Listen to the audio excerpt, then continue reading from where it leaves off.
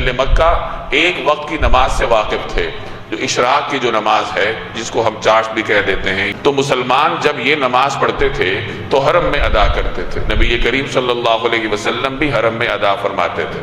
اہل مکہ اس نماز کے راستے میں مسلمانوں کے لیے رکاوٹ نہیں بنتے تھے، چونکہ اس نماز سے وہ واقف تھے، یہ ان کے ہاں پہلے سے معروف تھی۔ البتہ دوسری نماز جو مسلمان ادا کرتے تھے وہ عصر کے بعد ہوتی تھی۔ معراج سے پہلے مسلمان 2 وقت کی نماز 2 رکعت کر کے ادا کرتے تھے۔ ایک ضحیٰ کی نماز تھی، یعنی جس کو ہم چاشت کہہ لیں، دن طلوع ہوتے وقت یا دن تھوڑا سا ڈھل جائے تو اس وقت جو نماز ادا ہوتی، اور ایک شام کو عصر کے بعد پڑھتے تھے۔ تو جیسے میں نے عرض کیا کہ جو دن کی نماز تھی اہل مکہ اس سے واقف تھے، تو مسلمان بھی یہ حرم میں ادا کرتے تھے۔